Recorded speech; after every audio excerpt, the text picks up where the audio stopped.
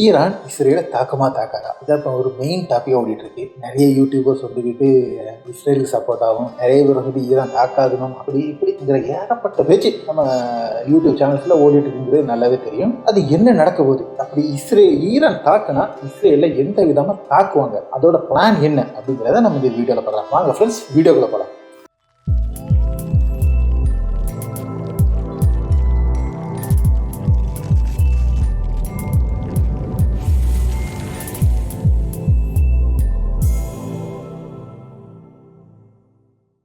Hi friends, welcome back to SJ Tamil Nadu செய்திகள் and நான் உங்கள் எஸ்ஜே.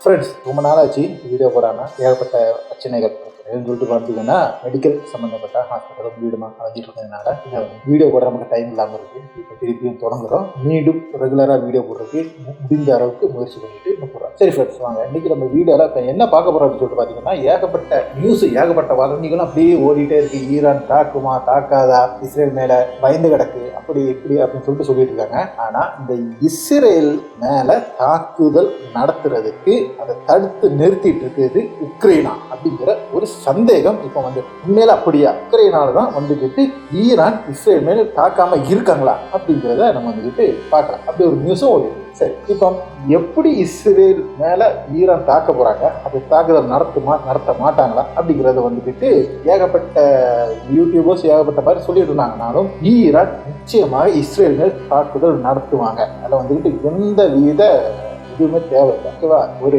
சந்தேகமே தேவையில்லை. அது 100% வந்து நடத்துவாங்க. ஏன் நடத்துவாங்க அப்படின்னு சொல்லிட்டு பார்த்தாங்கன்னா, அது அவங்களோட இறையாண்மையே பாதிக்கிற விஷயமா இருக்கிறதுனால அது நிச்சயமாக தாக்குதல் நடத்தியே ஆகணும், இல்லைன்னா ரொம்ப கேவலமாயிருவாங்க அப்படிங்கிற ஒரு இது. பிளஸ் அது மட்டும் இல்லாமல் அரபு நாடுகளில், அதாவது மத்திய கிழக்கில் வந்துக்கிட்டு ஒரு பவர்ஃபுல் கண்ட்ரிங்கிறது ஈரான் தான். அப்படி சவுதி விட வந்து பவர்ஃபுல் கண்ட்ரி நாங்கள் தான் அப்படிங்கிறத நிரூபித்து காமிக்க வேண்டும். அது இஸ்ரேல் மேல் வந்து அடித்து நிரூபித்தா மட்டும்தான் இவங்களுக்கு வந்துக்கிட்டு அதை வந்துக்கிட்டு கன்க்ளூட் பண்ணி ஒரு நிலைநிறுத்த முடியும். ஒரு நிலைநிறுத்துறதுக்காகவே இவங்க வந்துக்கிட்டு தாக்குதல் நடத்தி ஆகணும். சரி, இவங்க தாக்குதல் நடத்தினா எப்படி தாக்குதல் நடத்துவாங்க? சுற்றியும் வந்துக்கிட்டு இப்போ அமெரிக்கா வந்துக்கிட்டு போர்க்கப்பலை கொண்டு போய் நிறுத்திருக்காங்க, பிரிட்டன் போர்க்கப்பல் நிறுத்திருக்காப்புல, பிரான்ஸ் சப்போர்ட் பண்ணுறாப்புல, எல்லாரும் சப்போர்ட் பண்ணுறாங்க. இவ்வளோ பேருக்கு தாண்டி அடிக்க முடியுமா இஸ்ரேலை? இந்த தெனாவட்டத்தை, இந்த கெத்துல தான் இஸ்ரேல் அலையுதா அப்படின்னு சொல்லிட்டு பார்த்தானா, இஸ்ரேலும் அமெரிக்காவும் பயந்துட்டு தான் இருக்காங்கிறது வந்துட்டு அவங்களோட நடவடிக்கைகளே தெரியும். இருந்தாலும் வெளியில் காட்ட முடியாமல் வந்துக்கிட்டு அவங்க இருக்காங்க. இவங்க இதை எல்லாமே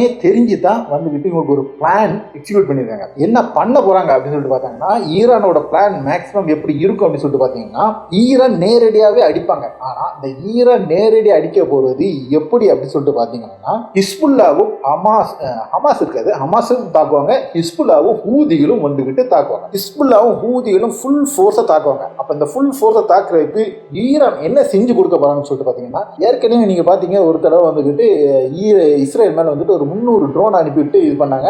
எதுவுமே வெடிக்கலைன்னாங்க, பாலிஸ்டிக் மிசைல்ஸ் போட்டுருந்தாங்க. இப்போ ஒரு அந்த 2 வெடிச்சிச்சு 1 வெடிச்சு அப்படின்னாங்க. ஆனால் நல்லாவே பாதிப்பு இருந்துச்சு. அதை வந்துட்டு இஸ்ரேல் வெளியிலே காமிக்கல. சேம் அதே மாதிரி இப்போ என்ன பண்ண போகிறாங்கன்னு சொல்லிட்டு பார்த்தீங்கன்னா, கிட்டத்தட்ட ஒரு 5000லேருந்து 10,000 ட்ரோன் விட போகிறாங்க. இந்த 5000லேருந்து 10,000 ட்ரோனை சுட்டு ஊற்றணுங்கிறது இந்த நடக்கிற காரியமே கிடையாது. எவ்வளோ என்னதான் மிசைல்ஸ் சிஸ்டம் வச்சிருந்தாலும் நிச்சயமாக இந்த ட்ரோன்ஸ் அடிக்கிற சமயத்தில், இந்த ட்ரோன்ஸை வந்துக்கிட்டு இவங்க அட்டாக் பண்ணுற சமயத்தில், இஸ்ரேலும் அமெரிக்காவும் சேர்ந்து தடுக்கிற சமயத்தில், ஜோர்தான் சேர்ந்து தடுக்கிற சமயத்தில் இவங்க வந்துட்டு ballistic missiles, powerful ballistic missiles அடிக்க போகிறாங்க. அந்த கேப்பில் இவங்களால ஒன்றுமே செய்ய முடியாது, எதுவுமே பண்ண முடியாது, நிச்சயமாக அடி போடும். இதை இவங்களால தடுக்கவே முடியாது. ஏன்னா ஃப்ரண்ட்டில் போயிட்டு இருக்கிற ட்ரோனை இவங்க தடுப்பாங்க தவிர, தடுக்கிற அந்த கேப்பில் ஹூதியும் ஹிஸ்புல்லாவும் ஈரானும் பேலிஸ்டிக் மிசைல்ஸ் வச்சுட்டு அடிக்க போகிறாங்க. இதுதான் இவங்களோட பிளான். இது கண்டினியூஸ் அடிக்க போகிறாங்க. கிட்டத்தட்ட ஒரு 3 நாளைக்கு இந்த பிளான் எக்ஸிக்யூட் பண்ணுற மாதிரி தான் இவங்க ஐடியா பண்ணியிருக்காங்க. இதுதான் நடக்கும். இந்த மாதிரி நடக்குமோ இஸ்ரேலாலும் சரி, அமெரிக்காவும் ஒன்றுமே செய்ய முடியாது. சரி, இனி என்ன செய்வான் இஸ்ரேல் வந்து F-16 விமானத்தை கொண்டு வந்துட்டு குண்டு போட போகிறான். இந்த F-16 விமானம் கொண்டு வந்துட்டு குண்டு போடும், இவனுக்கு அவன் மட்டும் தான் முடியும், அதுதான் வேற எதுவும் செய்ய முடியாது. அந்த இடத்துல தான் இவங்க என்ன பண்ண போறாங்க அப்படின்னு சொல்லிட்டு பார்த்தீங்கன்னா, ரஷ்யாவும் சீனாவும் உள்ள இறங்குவாங்க சப்போர்ட்டுக்கு. அந்த ரஷ்யாவும் சீனாவும் உள்ள சப்போர்ட் இறங்குறத பார்த்து தான் இவங்க வந்து பயந்து நிற்காப்புல அமெரிக்கா. இந்த ரஷ்யா இப்போ இறங்கி நிற்கிறதுக்கு ஃபுல் சப்போர்ட்டாக இருந்தாலும் இப்போ உள்ள நிலைமையில வந்துட்டு ரஷ்யாவால் இறங்க முடியாது. அதுக்கு மெயினான காரணம் உக்ரைன் கிரிக்ஸ் ரீஜனில் வந்துக்கிட்டு அவங்க அட்டாக் பண்ணி அந்த இடத்த பிடிச்சு வச்சிருக்கனால இப்போ அந்த இடத்த ஃப்ரீ பண்ணி ஆகணும். அது வந்து ஒரு கிட்டத்தட்ட ஒரு 4-5 நாளுக்குள்ள முடிப்பாங்க அப்படிங்கிற ஒரு எய்மில் இருக்கு. அதை பிடிச்சு அதை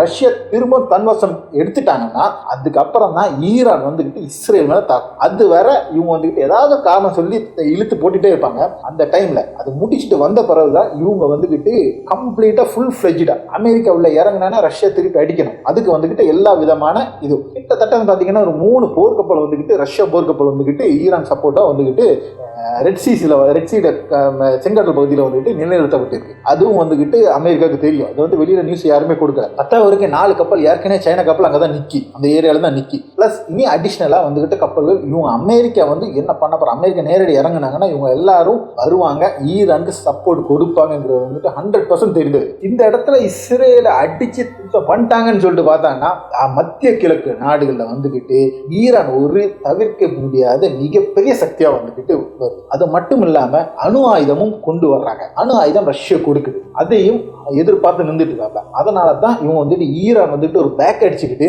மெதுவா ஒரு லேகிங் கொடுக்காங்களே தவிர அடிக்காம நிறுத்த போறதில்ல. இந்த அடிங்கிறது இஸ்ரேலுக்கு மிகப்பெரிய அடியா இருக்கும். அது வந்து அவங்க மறக்க முடியாது. அவங்க சொல்றது வந்து கரெக்டா இருக்கும். ஏன்னா பாருங்க, எழுதி வச்சுக்கோங்க, ஒரு மிகப்பெரிய அடி இருக்கும். அலறதான் செய்வாங்க. அமெரிக்காவும் இஸ்ரேலும் இந்த இதுல அலறதான் செய்வாங்க. ஏன்னா இவனோட மெயின் இது மட்டும். இதே டைம்ல என்ன பண்ண போறாங்கன்னா, இந்த ட்ரோன் அடிக்கிற சமயத்துல ஹூதி வந்துகிட்டு குறைந்தபட்சம் ஒரு 3 போர்க்கப்பலையாவது கால் பண்ணுவாங்க. அமெரிக்காக்குள்ள 3 போர்க்கப்பலை தரமட்டம் ஆகுறானா இல்லையாங்கிற மட்டும் பாருங்க. அவன் அங்க ஏன் பண்ணிட்டு இருக்கும்போது இங்க வச்சு அடிக்க போறாங்க. அதை ரொம்ப கிளீன் பிளானா இருக்கு. அதனால தான் ஹூதி வந்து இப்ப பாருங்க, இவ்வளவு பெரிய பிரச்சனை. காசால வந்துகிட்டு ஏகப்பட்ட பேர் கொண்டுட்டு இருக்காங்க.